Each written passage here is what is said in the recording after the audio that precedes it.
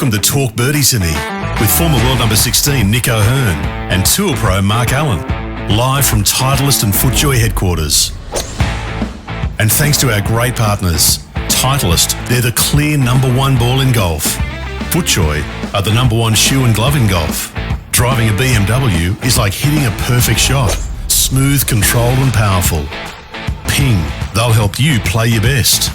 The Golf Clearance Outlet beat everyone's prices.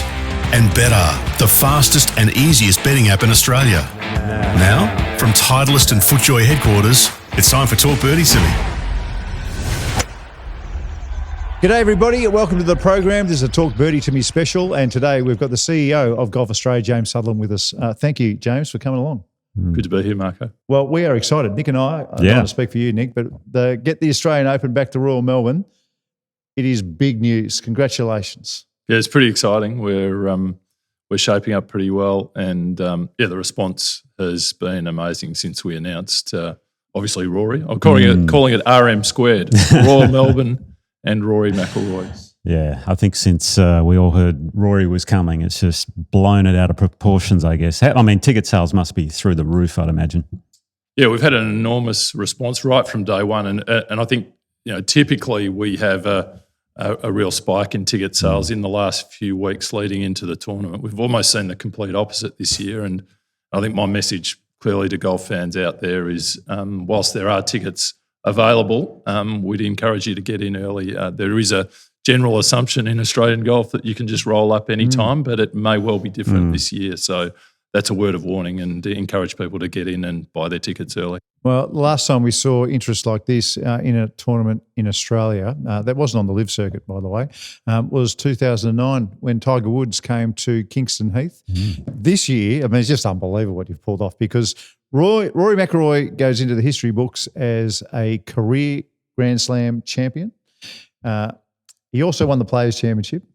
And now, with what we've just seen at the Ryder Cup, I mean, it just adds to what we're buying tickets for. Well, one thing we need to make clear is we don't want the Australian crowds to act like the New York crowds, okay? So just putting that out there, I'm sure we won't, though. I think we've got, I don't know about you, but I'm just fascinated to see how he plays Royal Melbourne Composite. No, now, with his power. How many drivers he hits. How many drivers he hits, all that sort of stuff. But I reckon people who, we were lucky. We got to play so many tournaments at Royal Melbourne Composite. It was, looking back, it was the highlight of what I did in Australia, was just coming back every year and get to that golf course when it was in perfect shape. But people going through the gates, I don't think they really understand, just how important Royal Melbourne is to our golf landscape here in Australia. Yeah, and it's a while. I think 1991 was the last time the Australian Open was at Royal Melbourne, but in between times it's had a few President's Cups and hosted a couple of other big tournaments. But it is a special place, and it's, as we know, travelling around the world, it is like literally world renowned. It's literally on our doorstep, and in some ways we take it for granted. But when you travel, the way in which, the aura in which people talk about Royal Melbourne is quite something special. Yeah, I think when you think about it, we will have the best golf course in the world having a tournament, if you know what I mean. Like, obviously, it's probably ranked, 6 in the world, but those top 5, I don't think they have tournaments. That's just the West course, by the way. The composite course is that much better than the West course. It's not funny. Yeah, no, it is crazy. But, So so another thing on Royal Melbourne, and obviously its prestige, and that question for you is, why do you think Rory chose to come and play the Australian Open for one thing? I'm assuming it has to do with Royal Melbourne. Yeah, look, I think so. We actually monitor the best players in the world and their commentary about Australia, and and sort of try to judge their interest in coming. And for quite some time, Rory has said that he has never played championship golf on the Sandbelt at Royal Melbourne or Kingston Heath. And when things were coming together and Royal Melbourne was the preferred candidate, we started having in-depth conversations with his management. And I'll just tell the story. I had a conversation with his agent on the Friday at Augusta this year, and he said, yep, all sweet, we're coming, we want to come in 2 years if you're going to play at Royal Melbourne and Kingston Heath. then we're going to come. And I thought, oh, great. Did you get So I slept right really there? well on Friday night. And then 2 days later, he wins the Masters. Wow. And I suddenly thought, jeepers, I've just got a handshake here. There's nothing in writing. He's just won the Masters and it's huge. Imagine all the offers that are going to come to him. God, you don't think about that stuff. So when did you get it in writing? It took a couple of days. Clearly they were celebrating for a couple of days post, but we were frantically sending messages. So, is it still on? Are we still okay? And they came back true to their word. Yep, we're good. And Rory has always wanted to play Royal Melbourne, and he can't wait. Congratulations. I mean, it's an incredible story when you tell it like that. Just last one on Royal Melbourne. I'm so glad to see the golf course, the Composite, being played the right way around, in my opinion, which is one West is one Composite. I think 16 is not going to be the East course par 3. It's going to be 4 East. 4 East. Yep. So the long one. Yep. What was the reasoning behind going back to playing it the old-fashioned way? Yeah, we had discussions with the club around that, and I think everyone who has followed golf more recently and President's Cup, 16 East has been in play, and I think for various reasons the PGA Tour chose that as the hole they wanted to play in. And the first hole was like 3 West as well. It wasn't. It's sort of set up for match play. 3 West, so so because there's a theory about where match play golf might finish on 16 or whatever, but. The rationale from the club, which in talking to them, Tony Rule in particular, immediate past captain, said that the Australian Open has always been played with 4 East in play. And on top of that, interestingly, the Composite course only has 3 par 3s, and 4 East is actually a longer par 3 than the other 2, and so that's a good reason just to provide a bit of variety. That's why I'm not playing this year, Mark, because the 4 to the East at Royal Melbourne just gets me every time. So I may as well write down a 4 or a 5 every time I play. Beautiful for a right-hander, It is. that particular hole. Anyway, that's great news as well. It sounds ridiculous to people who don't understand the joint, haven't played it like you and I have. We've been lucky enough, but it's just the course sets up better that way. Yeah, we're going to set up a nice viewing area at the back of 4 East. We think it's going to be a great spot to watch from, a little bit of a corporate facility, but also a great viewing area for the public. Okay, so many people infatuated with their handicap, it's fair to say. I know that page is visited a lot, the Australian handicapping page. It's been offline just for a little bit, and things are going to change. So there'd be so many people interested to know what the hell's going on, James. And I'm one of them, because I want my handicap to stay close to Nick's. You and me likewise, Mark. I'm coming back to you, Mark. Don't worry. Not quite sure what's happening to mine either, but we are in transition. We're transitioning to a new handicap system. There's a whole lot happening at the moment. It's a really significant transformation, digital transformation for us. I think it's important just to note that the new Golf Australia Connect program is not just a handicap management system. It's also a software management system for golf clubs, and over half the golf clubs in Australia are entirely volunteer run.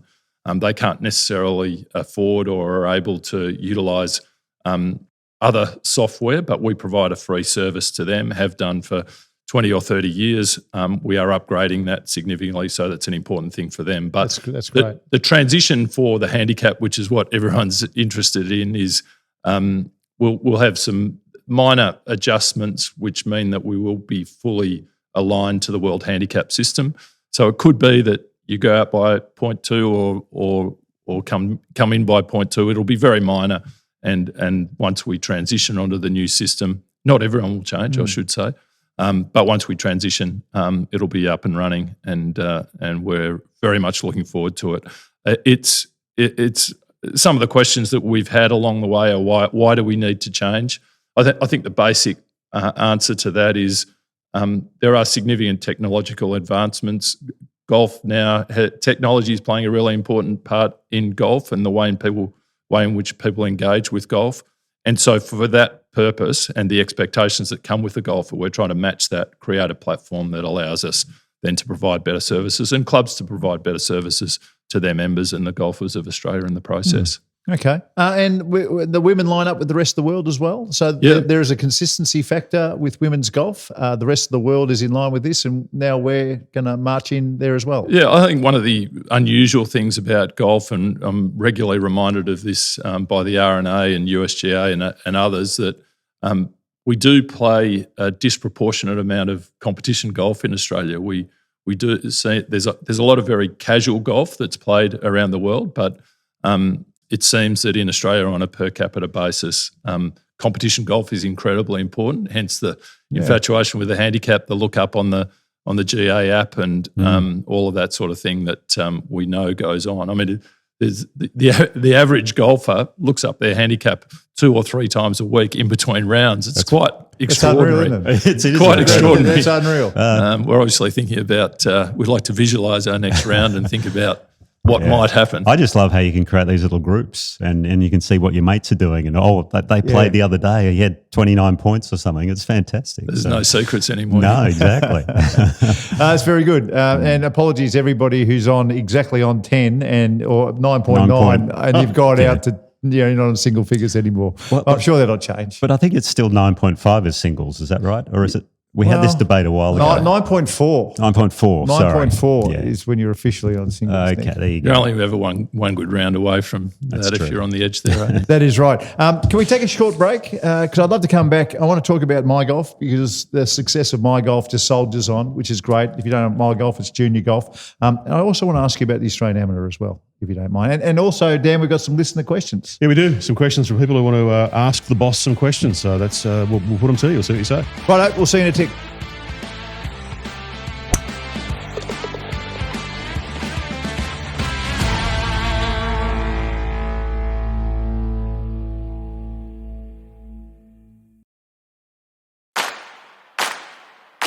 From Titleist and FootJoy headquarters, this is Talk Birdie-Simi. We're here for BMW, luxury and comfort for the 19th hole. Ping will help you play your best. The Golf Clearance Outlet beat everyone's prices. And Betr is the fastest and easiest betting app in Australia. Now, for Titleist, the #1 ball in golf, and FootJoy, the #1 shoe and glove in golf. Here's Nick O'Hearn and Mark Allen. Okay, welcome back now, Nicholas. You just had a look at the new app. I did. You're very privileged to have a look at that little ripper. It looked pretty flash to me. It does. Well, one of the questions I had for you, James, and you probably answered it before with the the technology you're giving to a lot of the clubs that can't afford certain things. I use the MyScore app. That's what I've always used. Will I stay on that, or will I go to the new system?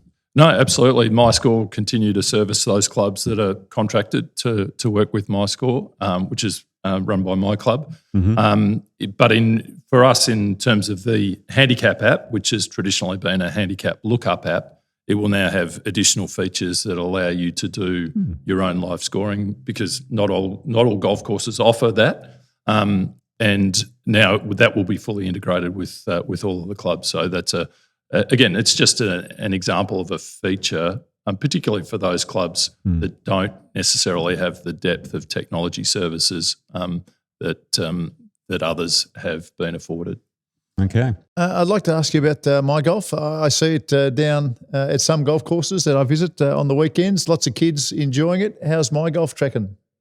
My Golf is going really, really well. I mean, it really is a great story for golf more broadly. So for your listeners, Marco, it is our AusKick equivalent. Yep. It's the entry level program for junior golf, and I guess it's a bit of a phenomenon. We're up to 40,000 kids were enrolled in the program last year. That's at record levels. We've just signed a deal with Ripper GC to be the sponsor, naming rights partner with that, and we expect the interest in the program and the support of the Ripper GC team will really make a difference as it comes through. We've got aspirations to get to 50,000 in the next little while, but I think one of the things that's happening that I think is quite remarkable in golf in Australia right now is the way in which young people are coming into our sport. My Golf is one example of that. We've got numerous other programs like the Junior Girls Scholarship Program, which again is at record levels, but more broadly at a higher level, just as significantly. In last year alone, the level of junior membership of golf clubs increased by 33%. Oh, wow. So across the board, 33% increase in junior members is phenomenal. I think any sport would be incredibly proud of that. In 1 year. And I think there's some things in that to read into that. I think one is our junior development programs are playing a really important role. But the other two things I'd like to draw attention to is the way in which clubs are very much more open-minded to bringing juniors in and supporting them in a club environment, and, of course, the role that PGA professionals play, both through the My Golf program, but then specifically in other programs where clubs have opened their doors. PGA professionals are working really hard to encourage kids. And let's face it, the future of our sport depends on young people coming into our sport, having great experiences, and from that perspective, we have never, ever been in a better position. Yeah. It's funny you say, because I was at one of our sponsors, the Golf Clearance Outlet. I was there the other day, and Nick, there is a whole 10 by 10 square metre area dedicated with all the new kids' clubs. And once upon a time, my first set of clubs was just a dad's club sawn off. It was a mixed bag. So heavy, and you'll pick up these little clubs, got the big heads and the tiny little grips. When you put your hand next to a kid's hand, it's half the size. And you see all this gear now, it's made for kids. I think it's not only with your program, but the fact that you can get clubs that make golf fun for kids. Yep. I think that's a big factor. My golf's been fantastic, and I think PGA has the First Tee program as well, where it's just getting anyone into the game pretty much that you normally wouldn't see. One of the big things, funnily enough, I've seen lately around the numbers is how many non-grass golf course golfers there are, meaning simulators, driving range. I mean, every time I head down to Sandy Links, driving range is packed. It's unbelievable how many people are hitting golf balls out there and just getting into the game in all these different fashions. So very good. There's a few driving ranges that I know of that, it's you got to book before you get there. You actually got to book a mat. That's how golf's going. Wow. Definitely changed. And I think that's part of the way in which golf is more accessible now than it ever has been. You don't have to play 4 hours of golf. You can play, just an hour, go down and hit some balls. And that in itself, I think, Nick, you mentioned the off-course golf phenomenon. There are more Australians play off-course than on-course now, and it's a changing face of golf. It changes the perception of it, and the sport is as accessible as it's ever been, which is very exciting. James, we had a conversation about the Australian Amateur, and it must have been on the back of watching the US Amateur. Yeah. The US Amateur, and it was at San Francisco Golf Club. And I watch too much golf. It's sometimes it drives me crazy. But that week I didn't care about anything else. I was just kind of watching amateurs that I'd never heard of before playing San Francisco. And then not too long after, we had a Walker Cup at Cyprus as well. And the postcard that America sent out to the rest of the world, I thought it was just wonderful. And, it makes you want to buy a ticket and go and explore some of these places. We put on the table, wouldn't it be great if, not Golf Australia, but Tourism Australia understood the pool of international players coming to Australia and checking our courses out, and New Zealand as well. I mean, we'd like to get in front of them. It's a bit harder. It's a shorter trip for them, I guess. And that's when we had the discussion about the Australian Amateur becoming a match play event, packaging it up and sending that postcard out to the rest of the world. But we can't at the moment because it's a 72-hole tournament. What was the thinking behind the 72 holes going back for both the men's and the women's? It's probably 6 or 7 years ago now that the decision was made to play the Australian Amateur as a 72-hole tournament. The men and women play together over 2 courses. And I think that really the thinking was very much around the high performance, the transition from out of our amateur high performance programs into and quickly transitioning into professional golf. And to succeed in professional golf, you play the proper test is 72 holes. Now, I think we all subscribe to the virtues of match play golf, and we've just seen that with the Ryder Cup in the last week or so. What a fantastic event it is, and to watch that, it's a different sort of a spectacle. But it's very much linked to that ultimate test, and there aren't anywhere near as many sort of competitions like that in Australia for amateurs. So That decision was made, and it links to high performance. I think that one of the points you noted there, just around attracting international players, I think I had a look at the figures. Like in the last 10 years, I think maybe on the women's side, 7 of the last 10 winners of the Australian Amateur have been from overseas. And I think on the men's side, maybe 4 or 5 of the last 10 have been international. So it may not be a match play event, but it still attracts international players. It's a great window, particularly for people coming out of the Northern Hemisphere. Come down in January and play. The Master of the Amateur has played at a similar time as well.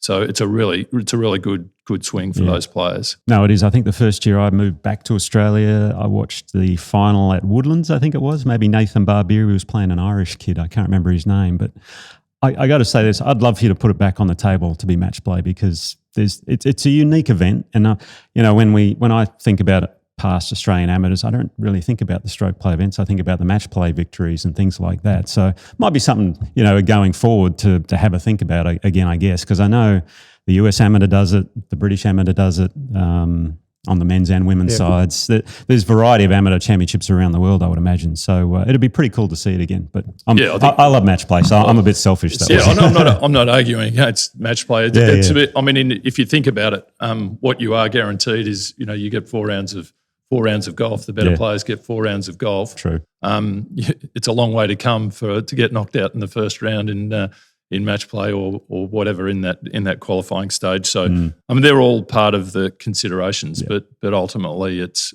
very much linked to our high performance program and making sure we give our best athletes the opportunity to graduate into the professional ranks. Mm-hmm. No surprise, the only man in the world to beat Tiger Woods twice in match play is a match play fan, James. Come up again. It's fair to say. Anyway, now we asked our listeners to send in some questions if they had some questions for the boss. And Dan, you've got a few? Yeah, we do. We've got a couple of questions, so we'll put these to you, James, and put you on the spot. First one comes from Swingmate. James, why after 9 years as a co-sanctioned event with the DP World Tour does the Australian Open each year consistently have the lowest prize money of all events on the DP World Tour? I'm not exactly sure of the comparisons, but I do know that we're up to, I think, $2 million prize money, or at least $2 million this year. We haven't exactly finalised yet, but I mean, it's always a battle for us. We want to see increased prize money. But we also hear at the same time that we want better players. We want to attract the best players, and there's lots of speculation about how much we might have paid Rory to pay that. It's a sheer game of economics. There's a whole lot of costs involved in putting on major tournaments, and one of them is recruiting the best players. Another is putting prize money. Another is related to production costs, and then the public amenity at a golf course. All of those things may or may not ultimately balance with the revenue, but hopefully as we make it a bigger and bigger tournament, the Australian Open, we can increase the revenue and then justify increases in investment in other areas including prize money. I don't care what you paid for Rory, it was a bargain. Well done. Yeah. Well, you raised it, so seeing as you've raised Rory, what did you pay Rory? Can you tell us? Yes, that'll stay between us and Rory. Okay. But I thought so. But I think Marco's justified it pretty well for us. No, it was worth a try. It was worth a try. It was a reasonable effort. Okay, question here from Ryan. James, green fees are rising and golf can be expensive for new players. Is there any kind of plan to make golf more affordable and accessible at grassroots level? And is there an opportunity for GA to subsidise green fees for younger, newer players? Look, I think it depends where you're looking. I think one of the things, and for those of us that do follow or understand the cost of green fees in other parts of the world, I think on a relative basis, golf is incredibly affordable here. We've got public courses, Sandy Golf Links, where our office is. 18 holes there is I think it's probably $60 or something like that. It's great value. It's a golf course that's actually managed and curated by the greenskeepers at Royal Melbourne. It's a sandbelt experience, and that's true all over the country. I understand that people will always want to pay a little bit less for that experience, but from our perspective, we see that golf is incredibly affordable and accessible, and these off-course formats are playing into that as well. Yeah. Final question here. This one comes from Sam.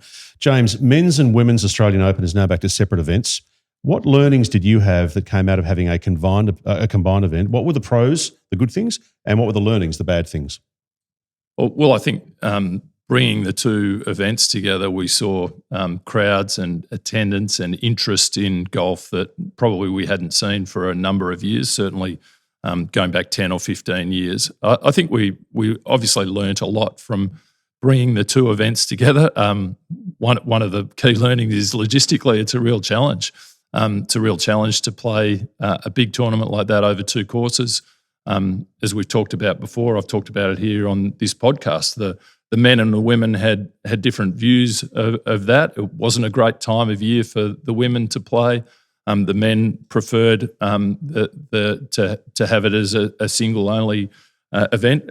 The women had it. It was the biggest attended event that they played in anywhere in the world through that time. From our perspective, we've got no regrets about trying that, experimenting with that, and the positives I think from that are, we've set ourselves up now separating the two events. We've got Royal Melbourne for the men's this year in December. In March next year, we'll be playing at Kooyonga, and the Women's Open will be played in Adelaide. And from that perspective, everyone has very high levels of anticipation for both the men's and women's events. So we are, in some ways, back to the future, but at the same time, we feel we've learned a lot, and it'll be a significant step up again this year. Out of interest, we're given the women's is now separated. Kooyonga, which is a fantastic venue, by the way. I love that place. Prize money, is it going to be the same for the men and the women, or will that sort of differ? It'll be similar. So the women's will definitely be at a similar level to what it was last year. Okay. And again, we'll be co-sanctioned with the LET this year and continue to work closely with them as to how we can elevate the women's event. We are in the process of working with agents and others about international players that will come down. But as you know, Nick, part of it is putting your major championships on great golf courses, and the women have played quite a bit in Adelaide, and they're familiar with Kooyonga, so I think it'll be quite an attraction for them. Brilliant. Well, James, thanks so much for coming in. I have noticed an email I just saw that Abraham Ansah has been announced as coming down, but there must be more players. Is there any chance in the world you could come back next week and just give us, a little bit more on who is coming down to Royal Melbourne in December? Well, you're giving me a few days to work on it, Marco, so I'll see what I can do. Righto. Well, look, thanks for taking the time. We appreciate it. Pleasure. Good on you, James. Thank you, Nick, Dan. Appreciate it. All the questions, great. Can't wait for Royal Melbourne, folks. It's going to be big, big, big. Get your tickets online now. Just Google Australian Open Golf tickets and you'll find them straight away. We'll catch you next time. Talk Birdie to Me with Nick O'Hearn and Mark Allen comes live from Titleist and FootJoy headquarters. And thanks to our fantastic partners, Titleist is the clear #1 ball in golf. FootJoy, the #1 shoe and glove in golf. BMW, luxury and comfort for the 19th hole. Ping, they'll help you play your best. Betr, the fastest and easiest betting app in Australia. And the Golf Clearance Outlet, who beat everyone's prices. Wherever you listen or watch, we'd love you to subscribe and maybe leave a review. Talk Birdie to Me's executive producer is Dan Bradley at Kaizen Media, with sound design by Daryl Misson at loudzebra.com. And now from Titleist and FootJoy headquarters, that's been Talk Birdie to Me.